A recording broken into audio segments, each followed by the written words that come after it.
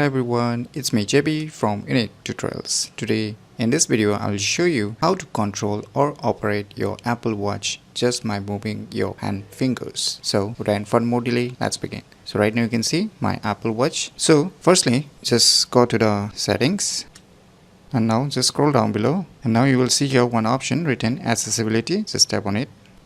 I'll just scroll down below and we'll see here assistive touch. Just tap on it and just enable this assistive touch, and below you can see here hand gestures. Just tap on it.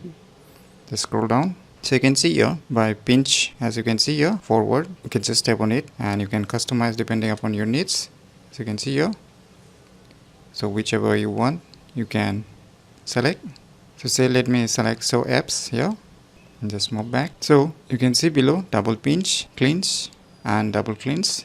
So tons of options. And to activate this option, just tap on this activation gesture. Just double cleanse and double pinch, whichever you want to select, or none, whichever you want to select here. These are the options. There is a visual signal also here. So I'll just keep it the double cleanse. So now here you can see the first option is a pinch. So pinch means you need to pinch one time like this. Just one using your thumb finger and index finger. You need to pinch like this. So now in order to activate, we have selected here double cleanse, right? So what you need to do is just cleanse like this, just like this, like this. Okay, you need to quickly double cleanse 1 2. So you can see a blue indication, that means this gesture is activated. Now we have selected for show apps by pinch. You need to pinch just like this. So you can see here, so you can control by either pinch or double pinch or clinch or double cleanse.